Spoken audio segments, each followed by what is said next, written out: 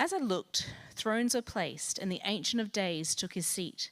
His clothing was white as snow, and the hair of his head like pure wool. His throne was fiery flames, its wheels were burning fire. A stream of fire issued and came out from before him. 1,000,000 served him, and 10,000 times 10,000 stood before him. The court sat in judgment, and the books were opened. I looked then, because of the sound of the great words that the horn was speaking. And as I looked, the beast was killed, and its body destroyed and given over to be burned with fire. As for the rest of the beasts, their dominion was taken away, but their lives were prolonged for a season and a time. I saw in the night visions, and behold, with the clouds of heaven there came one like a son of man, and he came to the Ancient of Days and was presented before him. And to him was given dominion and glory and a kingdom that all peoples, nations, and languages should serve him. His dominion is an everlasting dominion which shall not pass away, and his kingdom one that shall not be destroyed. As for me, Daniel, my spirit within me was anxious, and the visions of my head alarmed me. Let's move on now to Matthew.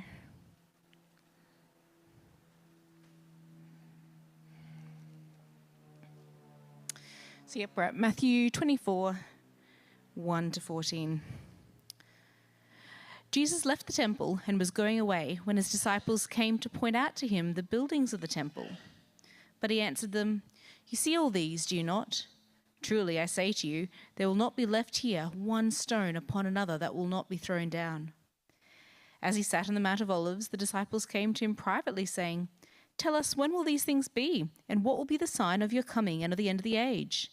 And Jesus answered them, "See that no one leads you astray. For many will come in my name, saying, 'I am the Christ,' and they will lead many astray. And you will hear of wars and rumors of wars. See that you are not alarmed, for this must take place, but the end is not yet. For nation will rise against nation, and kingdom against kingdom, and there will be famines and earthquakes in various places. All these are but the beginnings of the birth pains. Then they will deliver you up to tribulation and put you to death, and you'll be hated by all the nations for my name's sake. And then many will fall away and betray one another and hate one another. And many false prophets will arise and lead many astray. And because lawlessness will be increased, the love of many will grow cold. But the one who endures to the end will be saved. And this gospel of the kingdom will be proclaimed throughout all the whole world as a testimony to all the nations. And then the end will come."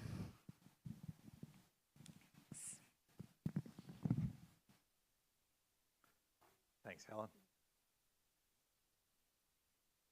It'll be very helpful for you to have Matthew chapter 24 open as we look at his words.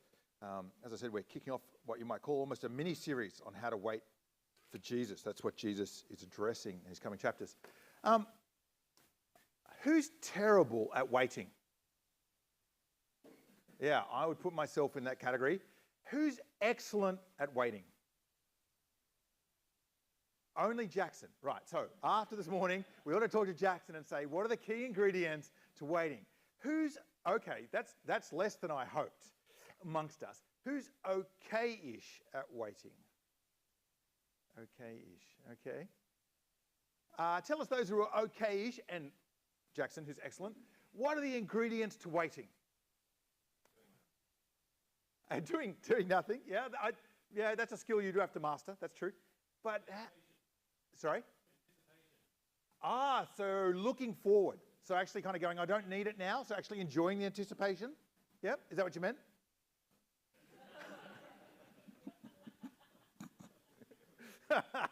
Let's go with that then. All right, what about others who are okay-ish at waiting?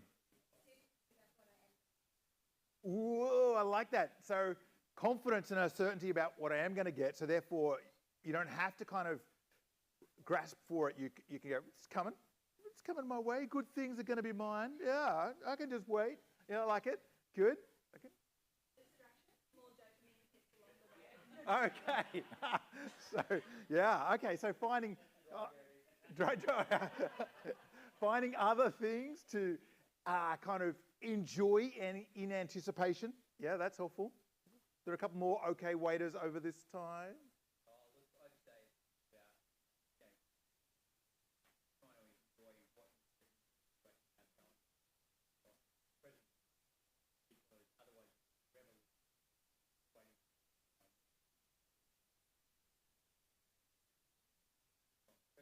Yeah, so kind of actually recognizing the goodness of the present and not letting whatever is coming, however great that is, not kind of crowd out the goodness of the present moment. Yeah, yeah, yeah.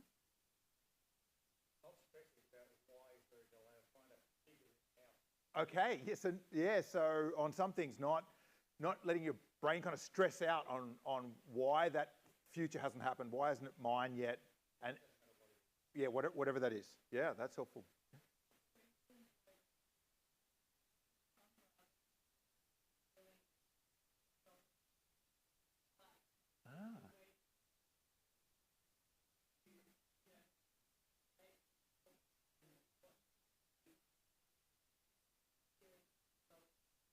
Okay, so I like that. So you're waiting for a movie to come, but you want the goodness of the whole thing in its entirety, and so you avoid trailers? Is that what you do? And people say, "Have you seen this movie?" And you're like, "La la la la la la la." You're like, "Yeah, don't talk to me. I don't want to see memes. I don't want to see anything. Throw your phone out the window. Stick in a bucket of water."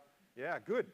Okay, so it's like don't steal the future joy and bring it forward. Excoriated the scribes and Pharisees. He's gutted the religious leaders of Israel. And he's alluded to, or stronger than that the disciples have this new role in the coming kingdom. And they're leaving the temple. That's the start of chapter 24. As Jesus left and was going out of the temple, you can see it there up on the slide, his disciples came to him and called his attention to its buildings. Jesus, look how large these stones are.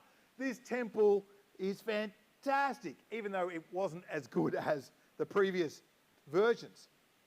He replied to them, "Do you see these things? Truly I tell you, not one stone will be left here and another that will not be thrown down." We might not feel the weight of that, but there were many Psalms in the Old Testament that promised that God would dwell in his temple with his people forever. That the temple would be the place where God ruled and led, and the Messiah would rule Israel. And even though the history of the Jews was kind of, in a sense, potted, God had, Ezekiel, he had left the temple and it had been destroyed and come back, there was still this overarching hope that the temple was where the spiritual action was at. And so for the disciples, their world was absolutely rocked, and there's no pun intended about the stones there. But it would have just shattered them. Because look what happens next. The next sentence happens when they get to Mount Olives, or Mount Olivet, which I think is, I couldn't quite remember and I didn't have time to chase it up, but I think is more than several hours walk. So they say, "Jesus, look at this temple, isn't it amazing?" And Jesus is like, "It's gone. It's going to be utterly destroyed." And in my mind, for the next 2 or 3 hours of walking, they're just going to go, they're just stunned mullets. The temple is what now? Israel as we know it is over. The hope of the nations, the promises that this is how God would come to his people, to the temple of the Jews. It must be, the conclusion I think they come to is it is the end of the age. The end of everything has come upon them. Have a look. They asked the question, when? Verse 3. When he was sitting on the Mount of Olives, the disciples approached him privately. "Tell us, when will these things happen? What is the sign? If Jerusalem is about to fall, if the temple is going to be destroyed, we want to know when. Tell us when. What is the sign?" And see their question about your coming and the end of the age. See what they correlate? They think if the temple's going down, it must be the end of all things. When will that happen? But what we discover is when is not the most important question. When is not the most important. It is an important question, but it's not the most important question. Look what Jesus says. This is a little summary of what we're going to hit. He says, since the end is not yet, he says, when is not the main game. How you wait is the main game. Don't be deceived by false Christs, and don't be alarmed by conflict and chaos. See, they're worried about when will the temple fall? When will you return? Jesus is like, actually, how you wait. How you wait is the key. Let's look at this. Chapter 24, verse 4. Jesus replied to them, "Watch out that no one deceives you. For many will come in my name, saying, 'I am the Messiah.'" And look at that chilling next phrase. "And they will deceive many." Jesus saying that future hope that you're looking forward to my coming, well, actually, there'll be pseudo-messiahs. There'll be self-appointed messiahs. And we can all, if you're on social media at all, we can all think of one in the last couple of weeks, can't we? That incredible blasphemous image from Donald Trump, where he pictured himself as a messiah, a doctor. Don't be deceived. See, notice what Jesus is saying. He's saying the main game here is not when, but what will it look like as you wait for me? He's not disputing that he's coming. He's not disputing that there is the end of the age. He's not disputing that in a sense they are right. But since the end is not yet, don't be deceived. And don't be alarmed. Verse 6, you are going to hear of wars and rumours of wars. See to it that you are not alarmed. Because these things, look at the strong language here, must take place. But the end is not yet. You know when a new war breaks out, it's just happened. You know, as the conflict has happened in Iran, do you know what you see Christians posting straight away? What happens straight away?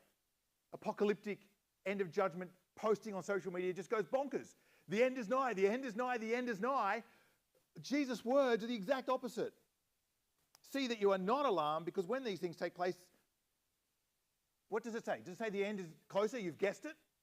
You've worked it out? You've narrowed it down? His words explicitly deny that. But the end is not yet, you dummies, you numbskulls. He says, for nation will rise against nation. Kingdom will rise against kingdom. There will be natural disasters. What are they, though? Harbingers of the future. The labour pains of the birth of the new kingdom. Verse 8. All these events are the beginning of labour pains. He's saying, yeah, you actually can know what period you're in. That the new creation is coming. My return is coming. But at the same time, it's coming, but it's clear. You cannot work out from those things when the end is, because he actually says, just because you see those things, the end is not yet.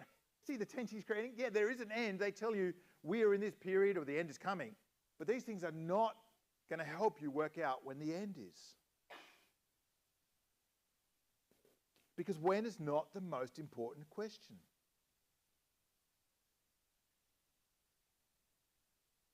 Instead, Jesus says, endure. That's how you wait. You endure. See, that's a very different mindset, isn't it? The kind of fearful waiting anticipation of when will disaster come is I think, quite a different mindset to, I know that Jesus has got me. I know that the future will arrive. I know the new creation has come. I know that the King is coming. All I need to do is wait. Now, it might be hard to wait, hence the word endure. But all I need to do is wait. I don't need to fret. I don't need to guess. I don't need to work it out. None of those things are going to bring it closer or sooner. And in fact, they might rob me from the task at hand. Instead, Jesus says, endure. Verse 9, they will hand you over to be persecuted. Well, they will kill you. You will be hated by all nations because of me. It is not looking fun. And many will fall away. They will betray one another and hate one another. Many false prophets will rise up and deceive many, because lawlessness will multiply. The love of many will grow cold. But verse 13, see how we wait matters so much. But the one who endures to the end will be saved. The one who endures to the end will be saved. It's quite critical here. Jesus is saying, you only really have to do one thing. Keep trusting me. It's not more complicated than that. You don't have to guess. You don't have to work out the timing. You just have to trust that I will do what I'll say and endure, and you will be saved. And in all of this, why is God doing all of this? Why is God allowing this kind of chaos to unfold? Well, I actually think we saw it well in the book of Revelation. 3 years ago, when we preached through that God is both doing two things at once. He's bringing judgment through those disasters, and it is the megaphone of salvation. It is God saying to the world, wrong way, go back. And in the meantime, verse 14, the good news of the kingdom will be proclaimed in all the world as a testimony to all the nations, and the end will come. So Jesus is saying, you disciples, that's what you'll do. You'll be proclaiming the gospel to all the nations. See, and you can see here what's driving God, what's on God's agenda, what's God's timeline. That the gospel might be proclaimed in all the nations. Let me just help you here, not get caught up. Occasionally, again, you see people kind of go, oh, we've translated, we've found another unknown kind of nation group or tribe. The end must be near. It's a bit tricky. The way that the language of nations here works is not the 18th and 19th and 20th century kind of geopolitical nations. It's people groups. I don't think we can work out from how many different languages have been translated in the New Testament, again, what the timing is.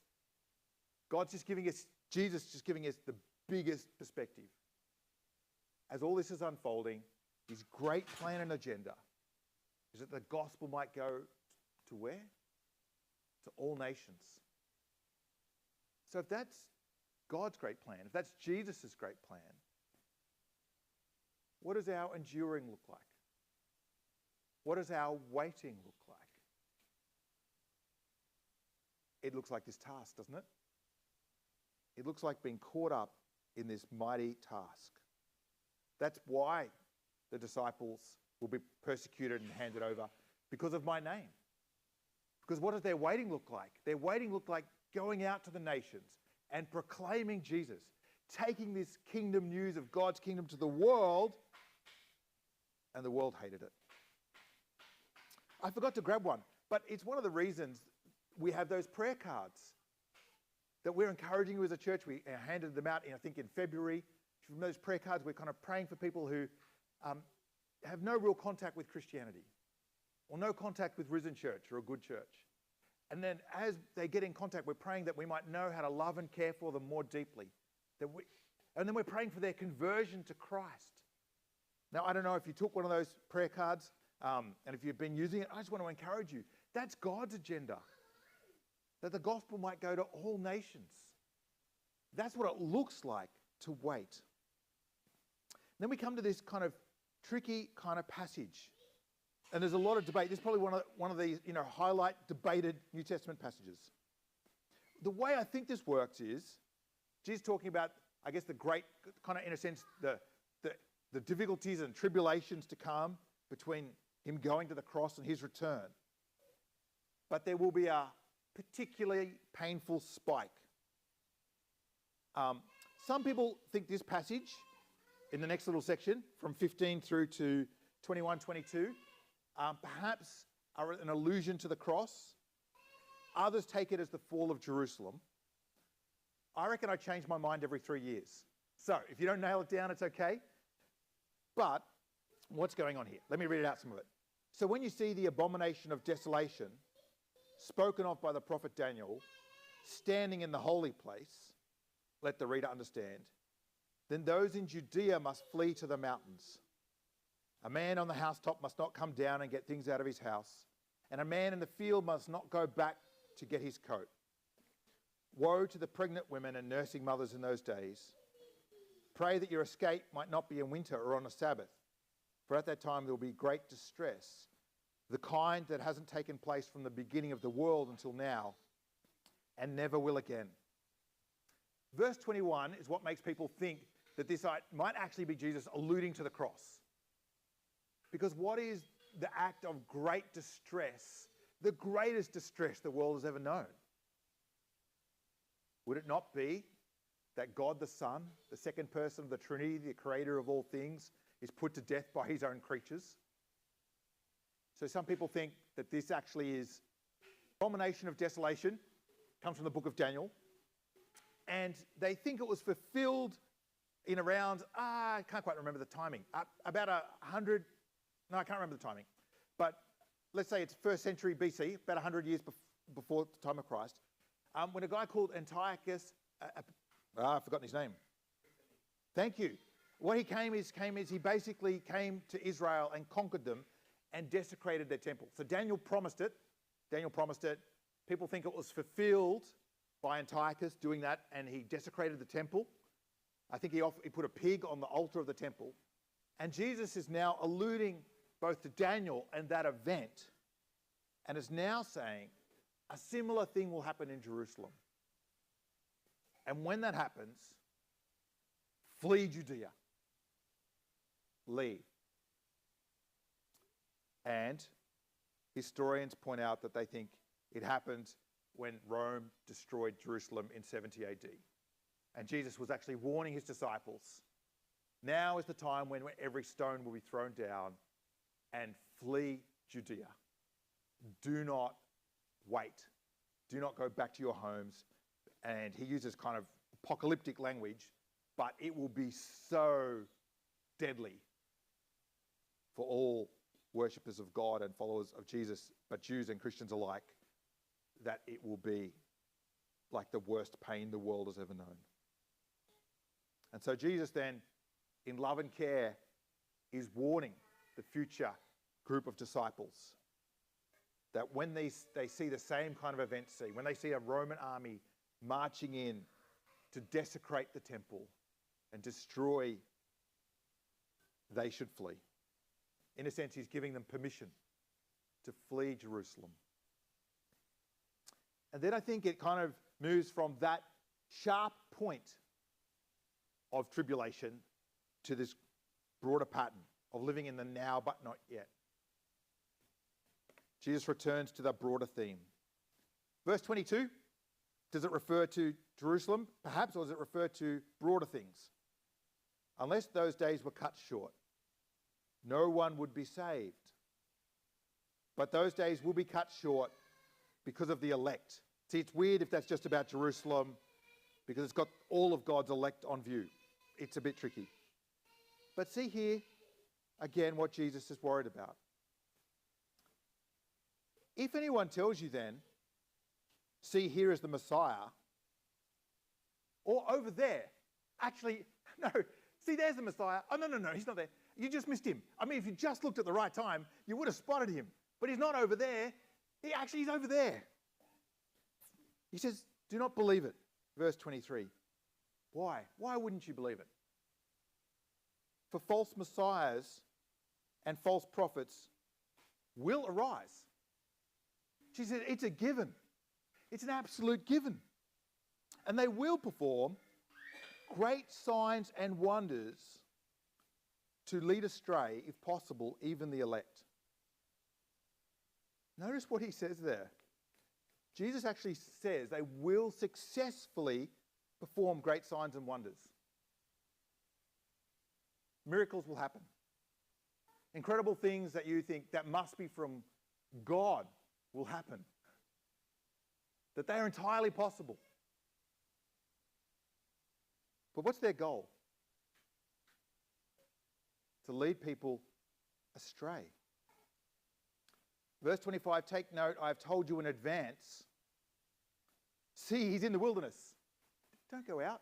No, he's in the storeroom. Oh, I love that contrast. Like, no, he's in the cupboard somewhere. And in a moment, we'll see why Jesus is like, that's ridiculous. But let me just, before we get to that, let me just quote something about the New Apostolic Reformation, which has been profoundly influencing the Pentecostal church. Their leaders teach that their followers will develop vast supernatural powers and will perform miracles that will surpass those performed by the biblical apostles and prophets, and even those performed by Jesus during his earthly ministry. These miracles will include amazing feats, such as healing every single person inside hospital and mental institutions. The New Apostolic Reformation, which is kind of profoundly influencing many Pentecostal churches, notice their claim. What's their claim? That it's true? Vast supernatural powers, greater than the apostles, greater than Jesus. But what does Jesus think? Do those things take you to the truth? Do those things prove that they are of Jesus? Jesus explicitly tells us in this passage it's the opposite. That great miracles and great deeds can be done to lead us away from Jesus. Why? Well, because if they're not putting Jesus and his death and his cross and his resurrection and rule at the center, they're not about the gospel that saves. It doesn't matter how powerful or spectacular or wonderful. It doesn't matter how much gold glitter falls on you as you pray. It's not about Jesus and his death and his resurrection and the saving work that he's brought about. It's a spiritual deception. That's what Jesus tells us. Well, you're like, well, hang on, how am I supposed to know? If people are doing such spiritual and miraculous and wonderful and incredible things, how am I supposed to know? Well, look what Jesus says. Look what Jesus says. I've lost the page. Verse 27. See, Jesus tells us those great kind of things that look like the peak of spirituality that we want to go after, they're not where the action's at. It's serving and knowing and holding on to him. And you can see that in the way he frames it. What are we waiting for? We're not waiting for miracles to prove that what we believe is true. We're not waiting for great acts of supernatural power or even great healing. Sometimes those things might happen. I'm not saying they don't happen. And praise God if they do happen. But they don't necessarily make those people apostles or people to follow. Jesus says, in fact, they might lead you, in fact, they're given to lead you astray. So how will we know? How can we wait confidently? How can we be sure we won't miss the greatest spiritual act the world will ever know? Verse 27. For as the lightning comes from the east and flashes as far as the west, so will be the coming of the Son of Man.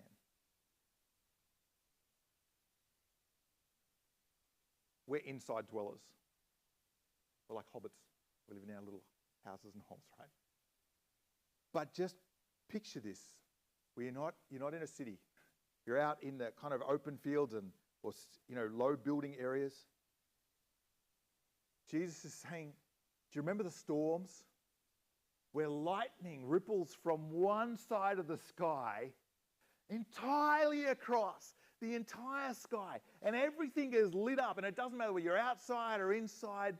The boom is such, the light is such that everyone experiences it. No one is under any illusion about what just unfolded because it's so great and so cataclysmic. Jesus says when he returns, you won't miss it, baby. Even if you're a tradie on a jackhammer with headphones on listening to AC/DC at full pelt. I don't know why they do that, but that's what they do. You're not going to miss this. As the lightning comes from the east and flashes as far as the west, it fills the horizon. So will be coming the Son of Man. And then in these next lines, I think there are hints of judgment to allude to some of the last words of Isaiah 66. Where the carcass is, there the vultures will gather. It will be great and glorious and wonderful and terrible and frightening. Great and awesome and wonderful for God's people. And terrifying and awful and frightening for those who've not yet bowed the knee to Jesus, the Son of Man. Son of Man refers to Daniel 7, where one comes to the Ancient of Days and is given all power and all authority over all peoples and all nations and all language groups, that they might bow the knee to him willingly or unwillingly.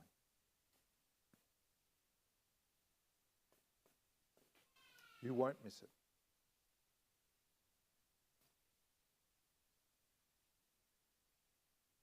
Immediately after the distress of those days, the sun will be darkened, the moon will not shed its light, the stars will fall from the sky, and the powers of the heavens will be shaken. And then the sign of the Son of Man will appear in the sky, and all peoples of the earth will mourn, and they will see the Son of Man coming on the clouds of heaven with power and great glory. And he will send out his angels with a loud trumpet, and they will gather his elect from the four winds, from one end of the sky to the other. The disciples asked Jesus, what's the sign that the end is coming? What is the sign when the temple might fall? Jesus says, what is the sign that you are really looking forward to? What are you waiting for? What are you enduring for? That's why I think he says the sign of the Son of Man. It's not a separate thing. He's picking up on that language and saying, it's when I return. It's when I return. And that language, it'll be a cosmos-shaking event. The sun will be darkened, the moon will not shed its light, and the stars will fall from the sky. Now, some people look at that passage and think, hang on, is that about the cross? The sky went dark for 3 hours. I think, yes, both and. Because on the cross, this moment started. The return of Jesus, the Son of Man entering the throne room and returning to rule over all people. This judgment, in a sense, started then. And we're just waiting for its consummation. We're just waiting for when he does return. So it's kind of we've entered the now. It's not yet, but it's coming. And so then Jesus says, learn this lesson from the fig tree. As soon as the branch becomes tender and sprout leaves, you know that summer is near. In the same way, when you see all these things, recognize he is near, at the door. See, Jesus says the end is not yet. And yet he's not going to disclose when the end is. It's his timing. Well, it's the Father's timing, more exactly. And so when is the end? It's soon. See, if you don't know exactly when it is, and the timing's not according to your agenda, but the person has promised that they are coming, how do you live? You live as if it's soon. You don't know when it is. You don't live as in a sense of it's far off, because it could be today. It could be tomorrow. So to live in this time is to live with this kind of confidence and faith and kind of an eager looking forward to Jesus' return, which at the one hand brings this great comfort and encouragement. There's nothing you have to do. There's no chaos you have to stop. Just hold on to Jesus. Look forward to him. Don't look to anyone else. Don't be led astray. And there's this kind of content and calm. He will return.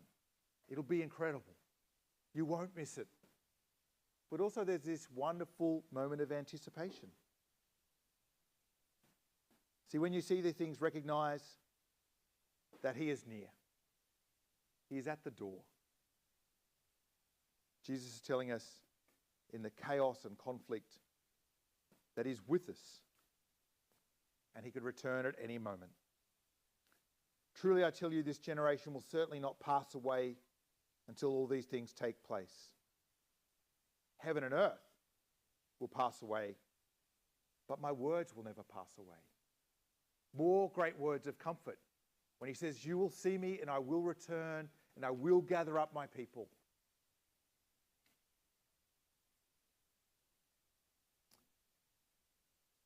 What's the impossible application?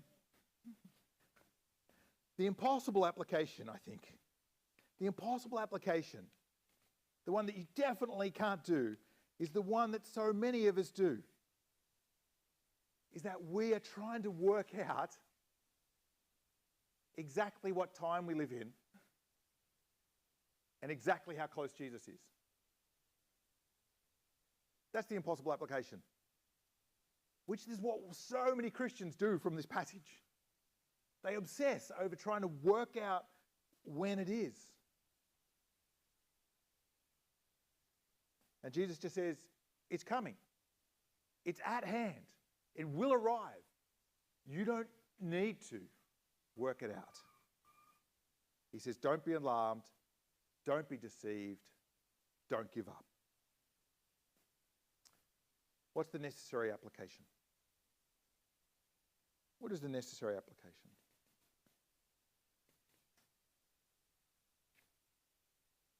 Don't put your hope in this world. There is another world to come. And either it'll come to you with Jesus when he returns, or you will go to it in your death. How can you live for this world when Jesus says it is just the birth pains of the glorious kingdom to come? Let me lead us briefly in prayer, and then Zeke's going to lead us in more prayer. Father Almighty, maker of heaven and earth, strengthen us so that we might wait for your Son and wait for him well. Amen. Zeke, over to you.